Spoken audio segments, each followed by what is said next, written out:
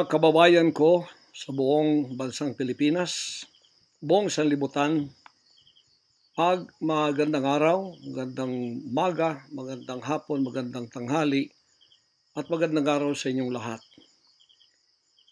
Ang pangungusap ko pong ito ay napakahalaga para sa lahat ng mga kababayan nating Pilipino na makikinig at manonood sa akin, although hindi nakikita ang mukha ko. Ito po si Pastor Apollo Kibuloy, ang appointed Son of God ng Kingdom of Jesus Christ, the name above every name. Sana po press conference ang tatawagin ko ngayon. Pero dahil nanganganib ang buhay ko, ay hindi po muna ninyo makikita ang aking pagmumukha. Ang akin lang po munang boses ang inyong maririnig. Mahalaga po ito na sasabihin ko sa inyo. Mga kababayan, mula po noong 2018, ako ay linigalig na at ang aking kongregasyon na walang dahilan ginawan kami ng kaso doon sa bansang Amerika. Sumunod kami sa batas. Kung kami may mga sinabi ng violations na hindi pa napatotohanan, yan po ay nasa kanilang federal court na. Kumuha kami ng 20 lawyer upang pag-usapan ang lahat ng kanilang akusasyon, which is about 43 counts. Lahat po yan ay mayroong 20 lawyers na nakatutok at meron na po kaming depensa. Naghihintay po ang aking mga lawyer sa Amerika at sa Pilipinas na simulan ang trial. Mulang 2018, pinospon. Ginawang 2020, pinospon. Ginawang 2022, pinospon. 2021, ganun din. 2023, sana ay po-postpone. Pinospone pa rin. Ngayon, hindi na po papayag ang judge. November 5, 2024, talaga pong itutuloy na. Ngayon, ako naman nandito sapagkat indicted din ako. Sealed indictment pa nga ng 3 taon, hindi ko alam ako indicted ako. So anytime pupunta ako doon, pupusasan na ako, hindi ko alam. Pero salamat naman sa Panginoon Diyos sapagkat hindi na ako pumalik doon at hindi nangyari yon. So dahil kasama ako sa kaso ng aking mga workers na mga 9 o 8 kami lahat, ako yung number 1 na principal. Okay lang, sapagkat ako naman ang leader ng kingdom at ako talagang target nila. Sa anong paraan ginawa kami ng kasong hindi namin alam at mga kumuha sila ng witness. Handa na po kaming lahat ng aming depensa, lahat ng aming documents, ng aking mga lawyers, US-based lawyers, handang-handa na po kami. Pinopostpone nila palagi, pero ngayon hindi na. Ngayon, ako dito sa Pilipinas, dahil nandito na ako nung dumating yung mga kasong yan, hindi ako lumaya sa Amerika, kundi dumating ako dito, wala pang kaso. Kinasuhan ako ng naka-sealed indictment, hindi na ako nakabalik doon pero nandito na ako sa Pilipinas. So hindi po ako tumakas. Ngayon dahil nandito ako, I will use my constitutional rights for extradition na siyang treaty ng ating bansa. Yan po ang iniintay ng mga lawyers ko dito sa Pilipinas at sa Amerika. Iniintay namin ang request ng US Embassy sa Department of Foreign Affairs, hindi po dumating. Sapagkat kung yan pag-uusapan, i-endorse doon sa Department of Justice, wala rin doon. Hinintay namin para pag-usapan ang extradition treaty kung paano gagawin. Handa din po ako sa kasong yan kung ako'y ma-extradite pagkatapos mapag-usapan at nakadaan na kami ng Court of Appeals, Court of First Instance at Supreme Court. Kung ilang taon yon, dapat magtiis din sila. Hindi dumating yon, hinihintay ko hanggang ngayon. Wala pong request na ganon. Ngayon, eto po ang mahalagang ibabalita ko sa inyo. Mula noong 2018 hanggang ngayon, hindi na po kami mapakali sa ating sariling bansa. Nawala po ang aming kalayaan sapagkat kami dito ay sinosurveillance. Sinosurveillance ako dito sa Pilipinas ng CIA at ng FBI. Sarili kong bansa, ako po ay nagtatago sapagkat liligwakin ako ng ganun-ganun na lang. Walang extradition process na gagawin. dumating po sa aming kaalaman sa mga sandaling ito from reliable sources. Correct me if I am wrong, but these are reliable sources na dumating sa akin na ayaw na raw po nila ng extradition treaty. Ang kanila daw pong gagawin ng CIA, ng FBI, ng US Embassy at State Department, kasabwat ng ating gobyerno, ng Pangulong Marcos at ng First Lady at kung sino pa man ang nasa gobyerno, ako ay rendition ng kanilang gagawin. Ang rendition, ang ibig sabihin po, anumang oras pwede lang pasukin ang aking compound at ako ay kidnapin. It's not only rendition, but also elimination. If it is possible, pwede nila akong i-assassinate. So, nandun po sa dalawang yun. Kidnapping or assassination. Killing talaga, murder. Yun po ang dumating na balita sa akin ngayon from reliable sources. Kaya, mulang 2018, alam na po namin na may gagawin sila. Hindi lang namin alam kung paano sapagkat ang hinihintay namin ay extradition sapagkat yun ang treaty natin. Ngayon, ito pong gagawin nila dahil hindi na sila dadaan doon ay illegal. Kidnapping or elimination or assassination. Di po ba sa atang sariling bansa ang aking constitutional rights nawala na? Sapagkat ako po ay binigay na sa kamay ng mga banyagang ito ng ating sariling gobyerno ni Pangulong Marcos at ni First Lady Araneta Marcos. Huwag kayong magkaila kung totoo itong sinasabi ko. Angkinin nyo, kung hindi, i-correct ninyo ako. Sapagkat ang buhay ko ngayon ay nanganganib. Kahit mukha ko, hindi ko pwedeng ipakita sa inyo. Sapagkat ako ay binigay na ninyo sa kamay ng mga Amerikano at gagawin nilang gusto lang gawin sa akin sa aking sariling bansa. Ang aking 11 compounds, araw-gabi, sinosurveillan ng drone. Hindi po kami makatulog, hindi kami mapakali. Baka yung ginawa nila sa amin noong 2020 doon sa Amerika na bigla kaming pinasok, pinaggigibang pintuan, pinaggigiba ang lahat ng aming pamamahay sa loob, linigwak lahat, ay gagawin nila dito sa aming bansang Pilipinas sa aking mga compound. Saan man po ako naroroon, nandoon sila nakasurveillance sa akin at naghihintay na lang ng tamang pagkakataon upang ako ay kidnapin o kaya patayin o kaya i-assassinate na ganun-ganun na lang para mawala ako dito sa mundong ito. Na kanilang bakit ako naging hadlang, hindi ko alam. Hindi lang po yun mga kababayan, kundi ang aking leaders lahat kasama na sa elimination. Ito pong aking Board of Administrators, senior leaders, lahat po sila ay pwede na rin nilang patayin lahat. At pagkatapos hindi namin alam kung anong plano nila sa buong properties namin sa Kingdom Nation.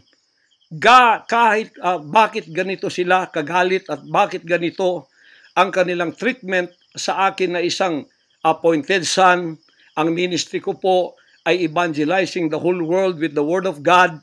Hindi ko naman kasalanan ako'y maging kaibigan ng politikong tulad ni Pangulong Duterte, Vice President Sara. Taga Davao po kaming lahat. Lumaki kami lahat dito. Alam ko po ang aking mga kaibigan, sila. Lumaki kami, mayor namin yan, prosecutor pa, naging congressman, naging president.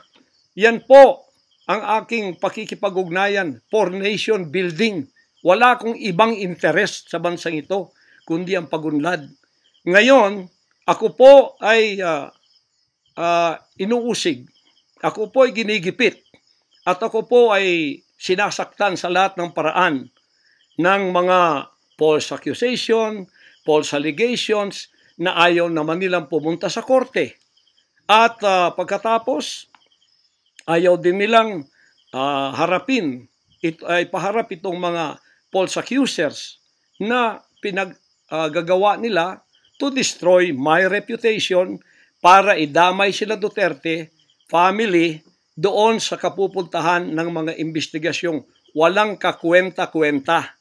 Hinamon ko na kayo, punta kayo sa korte. Ayaw ninyo, ikaw, Risa Hontiveros, ikaw, kayong tatlo dyan na nasa kongresong puro leftist.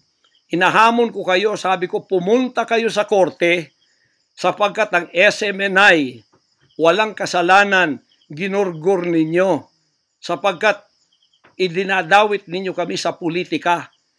Nalis ninyo ang aming malayang pagpapahayag, ang aming press freedom, pati ang liberty ko na, ang aking freedom, ang aking constitutional rights. Wala na po. Palagi kaming nagtatago. Palagi kaming lumilingon sa likod namin sapagkat hinahabol kami. Nakapalibot sa amin ng mga CIA, alam namin yon. FBI nandyan din. Pinag-usapan na ito dyan sa State Department. At ang reliable sources dumating sa akin. Ang ulo ko po ngayon, may patong na $2 million or 100 million pesos ang ipinatong sa ulo ko. Baka yan ay madagdagan pa kung may maunang makapatay sa akin. Ano ang nangyayari sa bansa natin? Ngayon, mga kababayan, ay meron pa pong gagawin daw sila sapagkat meron na daw silang search warrant. Pagkatapos daw, isi-search ang aming lahat ng compound. At hindi daw kami papayagan na merong witness na sasama. At ang balita namin, kung ito'y totoo, sa reliable source ay nagsasabi na paplantingan daw kami ng bomba, guns, and drugs sa aming mga compound. Yan po ay aming babantayan. Sinabi ko na po muna sa inyo dito sa live na to, para kung mangyari man ang mangyayari, sapagkat wala po kaming ganon, ay sila pong may kagagawan nun. Ganito ka-evil ang kanila pong mga pag-iisip sa ngayon, masyadong desperado, aywan ko kung bakit. Kung kayo nasa katotohanan, nasa kapangyarihan, bakit kayo natatakot? At huwag ninyong pasamahin ang aming mga abogado para sumama sa inyo sa pagsisearch. Kaduda-duda na yon. Hindi po pwede yun. Ano tayo? Bansang Hapon ng panahon ng giyera? Ano to? Panahon ni Hitler? Na wala kaming pwedeng lawyer na sumama sa inyo? Kayo-kayo lang? Pagkatapos, pwede nyo kaming barilin pagka kami nakikipag-usap na kailangan may witness para kamerahan namin ang ginagawa ninyo na wala kayong lusot kung meron kayong gagawin na kabulastugan. At pagkatapos, ipapatong ninyo sa amin. Pagka ito'y totoo, we will resist you. Hindi kami violent, pero hindi kami papayag na wala kaming mga witness na sasama sa inyo. Lawyer at saka barangay captain ang hinihingi namin na magiging witness sa lahat ng search na gagawin ninyo sa lahat ng aming pamamahay, kwarto o kung ano. At may lawyer kaming titingin muna sa inyong dokumento kung ano ang isi-search nyo. Kung anong bahay, kung anong compound, kung ano lang ang dapat nyong gawin, at ilang oras. Hindi to open-ended . Kailangan meron, sisisi namin ng judge na gumawa ng search warrant na ito pagka hindi ninyo nirespect ang aming constitutional rights. Huwag ninyong tapakan ang aming rights. Hindi din namin tatapakan ng rights ninyo bilang kayo ay nasa batas. Igagalang namin yon. Pero igalang din ninyo kami kasi meron kaming mga narinig na ginawan ninyo ng mga ebidensyang peke. Tinamnan ninyo pagkatapos ipapatong ang kaso sa amin. Religious community po ito. This is a spiritual community. Once tumapak kayo dyan, sapagkat kayong nagdadala ng batas, respetuhin ninyo. You are on holy ground. Yan po ay mahal naming banal na dako. Huwag ninyong lapastanganin. Pero hindi namin kayo pipigilan kapag may search warrant kayo. Pero hindi kami papayag na hindi kami makakasama ng kasama namin, hindi makikialam sa inyo. Titingin lang sa lahat ng gagawin ninyo. Kasi hindi na kami kumpiyansa sa gobyernong ito. Gagawa sila ng paraan para kami ay bigyan ng kasalanan. Yan po, babantayan natin yan. Pag hindi sila pumayag, then siguradong magpa-planting sila ng evidence. Pag pumayag sila, then fair ang laban. Hindi namin sila pakikialaman, titingin lang ang aming mga witness na mga lawyer at saka barangay captain. At kung sino man ang mga witness na nandoon mula sa aming side, kasi nandoon sila. Hindi na pwedeng gawin wantonly ang kanilang gagawin doon sa aming mga compound na wala kaming witness, because they can do anything to implicate us, to plant false evidences and charges against us. Ganon ang aming mga paningin dito. Kaya wag ninyo kaming pigilan para pantay ang laban natin, kasi nakikita namin na ang pamamahalang ito ay hindi na po matuwid. Biro ninyo, ginikipit kaming ganito, wala namang kaming ginagawa sa bansang ito. Sinabi ko na muli, hindi kami nagdi-deal ng drugs, hindi kami violenting tao, hindi kami terorista, mangangaral kami ng mga salita ng Diyos. In fact, dito sa aming compound sa Tamayong, kami ang nakapagbigay ng peace sa mga kababayan nating sinisila ng CPP and PNDF, tinatakot at pinapatay. Ngayon, wala na sila, may peace na kami. Ito namang gobyerno natin, ito ang ginagawa nila sa amin. Biro ninyo mga compound na religious ng Kingdom of Jesus Christ, ginaganito nila. Pero yung pagnanakaw nila sa gobyerno, wala silang sabi. Tiklop bibig. Hindi sinisearch ang mga bahay na pinagbibili nila. Nagamit ang pera ng gobyerno. Anong klase kayo? Sige, gawin ninyo ang gusto ninyong gawin sa amin. Pero kami tatayo sa aming constitutional rights. Whatever happens. Tatayo ako sa kalayaan ko sa bansang ito na pinakamatyan ng aking mga national heroes. Yan mga kababayan, bantayan po natin. Hindi po ako magpaparesto sapagkat ako po ay siguradong papatayin. Kasi rendition na ang kanila, hindi na po extradition. Kaya wala na akong kalayaan at wala na po akong depensa sa sarili ko, kundi ang Panginoong Diyos lamang. Kung paano itinago ng Diyos si Elijah sa evil woman na si Jezebel, nang nagpakain sa kanya ay mga ibon na lang. Ganon din ang gagawin ng Diyos sa akin. Hindi ako ibibigay sa kamay ng masasama pag ganito ang pamamahala. It's an evil, unrighteous administration. I am telling you that. Bantayan natin to mga kababayan ko. 73 years na po ako. Magse-74 years na ako dito. Lahat ng administrasyon na daanan ko na. Lahat ng mga naging pangulo. Mula kay Diosdado Macapagal. Mula po sa maliit pa ako kay Magsaysay.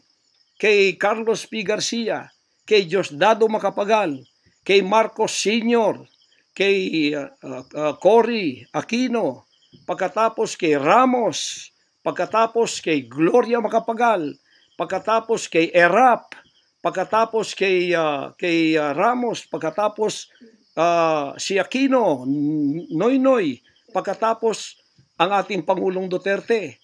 Wala po kaming nadaanan ganito, na ginigipit kami sa aming sariling bansa ng mga dayuhan na kasabwat ang ating pamahalaan na aking sinuportahan pa naman noong nakaraang eleksyon.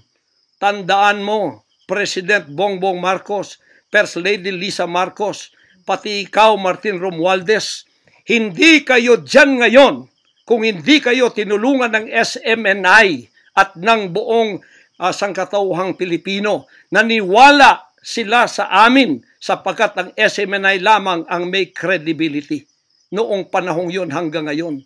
Ngayon, anong ginawa ninyo? Pinaggagawan ninyo kami ng kasalanan, inilagay ninyo kami sa kahihiyan, pagkatapos ibinilanggo pa ninyo ang dalawa naming mamamahayag, pagkatapos inaapi ninyo kami ng ganito-ganito lang. Ang aming pong tolerance, it has come to the rim. Our tolerance has been to the roofs already. Alam ninyo, hindi na po biro itong nangyayari sa bansang ito. Kung pababayaan po natin ang ganitong mangyayari ng mga dayuhang tulad ng Amerikano, CIA, FBI, State Department, US Embassy, gigipitin tayo with the connivance of our own President and First Lady and other members of the Congress. Kung pababayaan natin ito, nangyayari sa isang Pilipinong tulad ko na gumagawa ng kabutihan, trying our very best para makatulong kami, humanitarian, Children's Joy Foundation, dinemonize kami, kinriminalize kami. Biro nyo, ginagawa ninyo dangerous criminal organization ang Kingdom of Jesus Christ. Buong sanlibutan, ang akin pong 38 years na munga ng mga 6 hanggang 7 milyong kaluluwa na niwala sa katwiran at nagbago ang buhay. Ngayon, ganaganito niyo ako ng dahil sa inyong politika na ang aking itinataas naman ay mga leader na tama tulad ni Duterte. Kasalanan ko ba yun na maniwala ako sa isang leader na matuwid at akin siyang itaas? Pagkatapos ganito kayo kadesperado para ako'y patayin at ang lahat ng aking mga senior leaders papatayin din hanggang yung mga leaders na pwede pang pagkatiwalaan papatayin ninyo. And then you take over all of our properties and compound.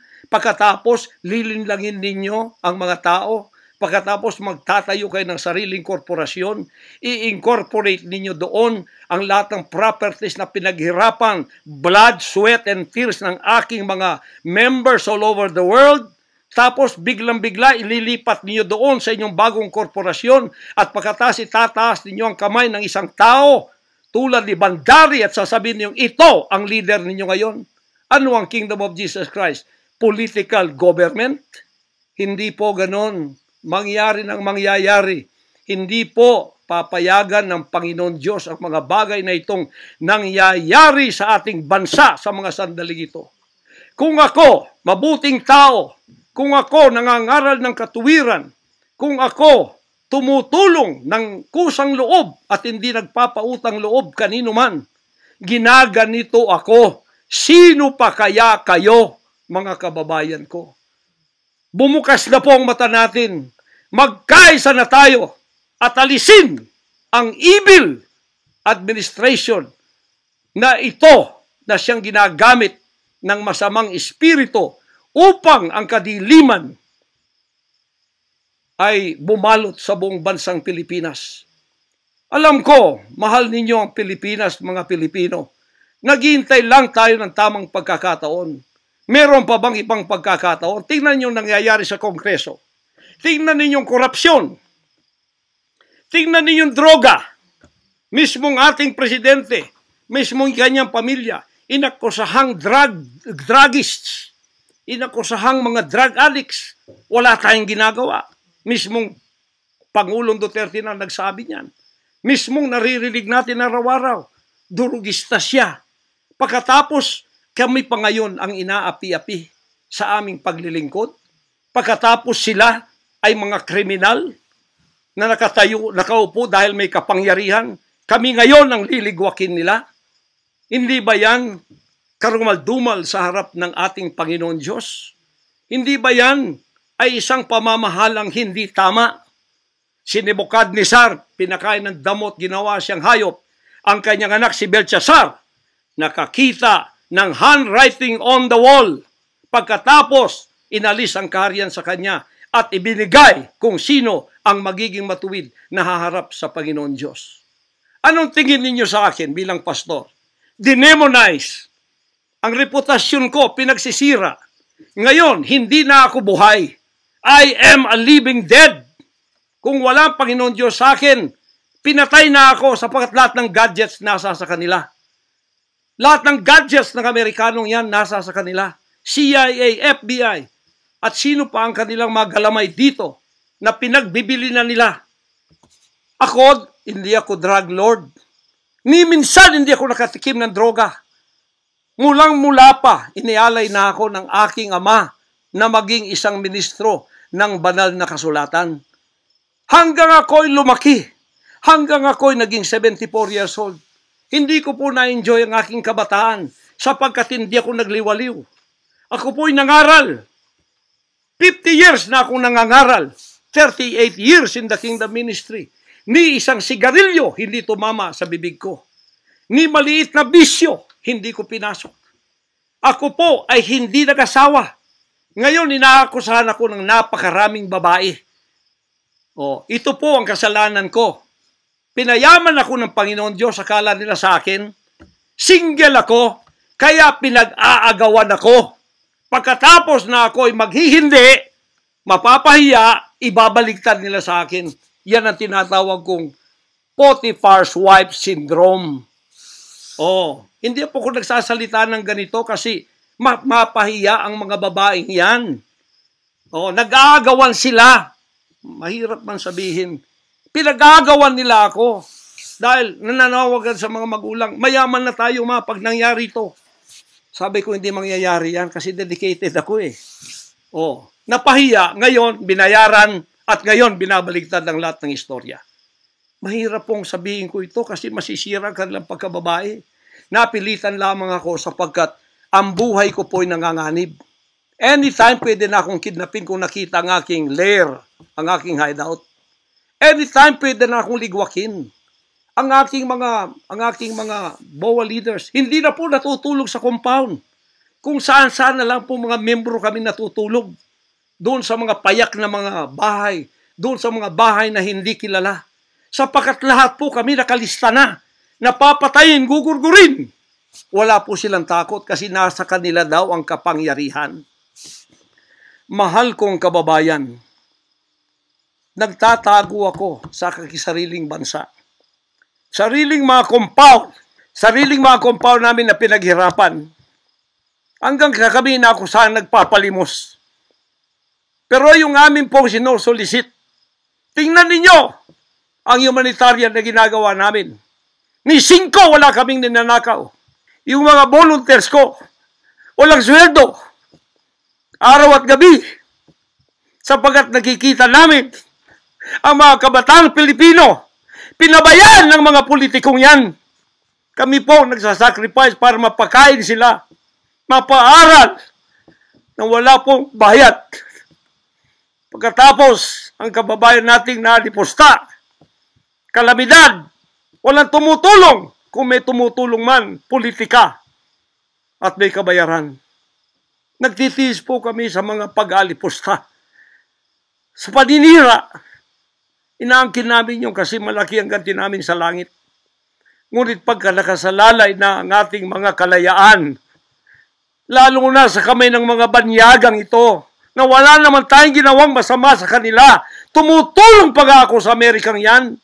Nagdodonate ako doon sa malalayong lugar tulad ng Apalachian na hindi nakapag-aral ang mga bata. Bumili kami ng napakalaking library para sila'y makapag-aral. Mga Amerikano po yan.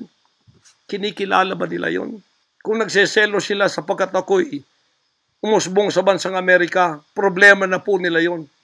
Kung ako'y binigyan ng ama ng isang sasakyang panghimpapawid para hindi ako ma-delay sa aking worldwide na gawain, kasalanan ko ba yun? Kung ako binigyan ng pampalipad na helicopter dito para mapuntahan ko lahat ng aking satellite sa buong Mindanao, Pilipinas, kasalanan ko ba yun? Kasalanan ko ba na ako'y magkaroon paralan para makapag-aral ang mga bata na walang bayad? Kasalanan ko bang mayroong SMNI para hindi mabayaran? At pagkatapos itong salot na CPP-NPA na marami pinatay ng mga members ko, ministro, at iba pang mga inosenteng Pilipino for 54 years ay magsasalita ng katotohanan na hindi natatakot. Ngayon kami ang tinatakot ninyo, nililigwak ninyo. Anong klase kayo? Kung hindi kayo tatayo ngayon, mga kababayan ko, sapagkat ako'y living dead na, wala nang kwenta itong buhay ko, iaalay ko ito sa bansang Pilipinas. Ako ang mamumuno upang tayo ay magkaroon ng kalayaang muli. Unang-una sa akin, sa aking kababayan, sa Kingdom Nation, sa aking mga leaders na papatayin din, at sa lahat ng Pilipino nagmamahal ng kalayaan. Tatayo ako! At ako ang mamumuno sa bansa ito para sa katwiran at takot sa Diyos, para ibalik ang ating kalayaan at ang ating kaligtasan mula sa kamay ng mga banyaga na pinakabatyan ni Rizal, nila Bonifacio. Gayon ang panahon ng pagtayo. Ayaw ko pong gawin ito. Hindi ako politiko. Ang misyon ko ay isang pastor, isang alagad ng Diyos. Appointed son, magligtas ng kaluluwa. Ngunit hindi nyo kinilala yon. At ngayon, sinisikil ninyo ang aming kalayaan na ma-enjoy namin ang labor namin for 38 years. Blood, sweat, and tears. Ang gabi, ginagawa naming araw. Hindi kami nagmolestiyan ng ibang tao. Lumago ang bansang Korean. Ngayon, you are envying and jealousy. Gusto niyo kaming i-put down.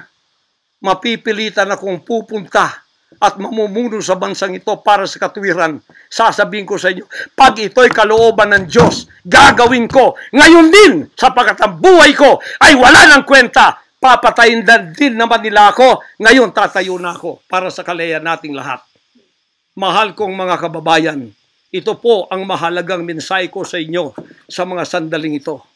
Hindi ko po uurungan ang sinumang gumagapi sa bansa ko at sa aking kalayaan na ako mismo nagtatago sa aking sariling bansa within 74 years. Hindi po nangyari ito ngayon lang. Pangulong Bongbong Marcos, akala ko matuwid ka na tao. Ikaw, First Lady, akala ko matuwid kang tao. Totoo ba yung ginagawa ninyo riyan na meron kayong mga sex orgies at meron kayong mga drug session na nagliligwak kayo ng drug, sumisingot kayo ng drug habang nagsesex orgies kayo? Totoo ba ito? Totoo bang kayo ay may mga session ng nagarkila kayo ng mga voodoo expert from Africa, pagkatapos mga witchcraft sa India at ang inyong session Martes at pagkatapos Biyernes dyan sa Malacanang upang inyong aswagin i-witchcraft ako, Vice President Sara at Pangulong Digong at ang lahat ng tutol sa inyong paglilingkod. Biro ninyo, naging demons na kayo, nag-devil worship na kayo kung totoo man ito. Nag-devil worship na kayo kung totoo man ito. Para lang kayo ay manatili sa kapangyarihan. Para lang kayo ay humawak ng aming pera, hindi ninyo pinaghirapan. Kami po ay nagbibigay ng taxes. Lahat ng aking kingdom materials from China, may taxes lahat yan. Milyon-milyon ang aming binabayad. Ngayon, ginagawa pa ninyo sa amin ito? Matuwid ba kayo? President Bongbong Marcos, Lisa Marcos, makinig kayo. Totoo ba na gumawa kayo ng aksyon kasama ng FBI na ako ay nyo nang ipaligwak at binigay sa kanilang kamay? Kaya't sila'y gumagawa ng ganito with impunity sa aking sariling bansa. Kung ganyan ang ginawa ninyo, I will not honor you. I will not respect you because you did not honor me and you did not respect me. You are no longer worthy to be our trusted leader. Mabuti pa, hanggang maaga pa, Bongbong Marcos, Lisa Marcos, Martin Romualdez, bumaba na kayo sa posisyon. Mag-resign na kayo sapagkat hindi hihinto ang tinig na ito habang naririyan pa kayo. Mga kababayan, tatayo ako sapagkat patay naman lang din ako. Tatayo ako hanggang buhay pa, hanggang may hininga pa ako para sa natitirang buhay ko ay magkaroon naman tayo ng boses at magkaroon ng kahit munting kalayaan na lang mula sa mga banyaga na kasabwat ang mga makapiling Pilipinong ito na itinayo natin sa kapangyarihan. Akala natin ay maasahan natin sila. Mga demonyo pala. Sorry to say that, but that is the truth. If that is not the truth, then tell me. And you cannot judge me. You cannot condemn me. I am dead already. I am a living dead in your book. CIA, FBI, State Department, USA. Gawin ninyong gusto ninyo. Ngayon na nakapagsalita na ako, lalantad na ako. Hindi na ako natatakot. Ako ay handa sa glorification. Kung ang glorification ko ay mangyayari maging glorified body ako, hindi ko tatablan ng bala. O kaya, tatablan pa ako sapagkat hindi pa nangyari yon. Handa na akong humarap sa mga bala ninyo. Basta't ito ay nasabi ko na sa social media. Huwag ninyong ligwakin ito para sa bansang Pilipinas ito. Mahal ko po kayong lahat. Pagpalain natin ang ating bansang Pilipinas. Pagpalain tayo ng ating buting Diyos. Pagpalain at ipigay natin ang lahat ng kapangyarihan sa Kanya. At tandaan ninyo ito, hindi mananaig ang kadiliman sa bansang ito habang may boses na ganito. Sumunod po kayong lahat at tayo ay magkaisa ngayon para itaas ang bandila ng kalayaan ng ating bansang ibinigay ni Rizal ang kanyang dugo. Ibinigay ng ating mga heroes ang kanyang dugo. Ngayon, itong mga slaves na to ay hawak ang liig nila ng mga banyaga at tayo ay ipinagbili na sa kanila. Hindi ako papayag hanggang ako'y may buhay at hilinga. Total, patay naman din ako sa inyong libro. Okay na ako sa buhay ko. Masaya na ako. Meron na akong accomplishment. Handang-handa naman ako pumunta ng langit noon pa. 50 years ago, I was ready to go to heaven because I have been there thousands of times and I saw my mansion there. Nandito lang ako para sa aking bansang Pilipinas, para sa kaligtasan ng mga kaluluwa sa buong sanlibutan. Yun lang ang dahilan kung bakit ako narito. Pero natatakot mamatay? Hindi po. Sapagkat ako'y nasa Kanya at siya'y nasa akin. Ano man ang mangyayari sa akin tulad ng aking amang si Jesus Christ, ipinako sa krus, ay handa po akong mag-alay ng aking buhay sa isang worthy cause na sinasabi ko dito. Magandang gabi po, magandang araw sa inyong lahat. Hanggang dito lang, pagpalain tayo ng ating dakilang Ama. Sa Kanya lahat ang kapurihan at ang kapasalamatan at ang kaharian magpakailanman ay mananaig dito sa ating bansa at sa buong sanlibutan. To God, our Jesus Christ, be the glory forever.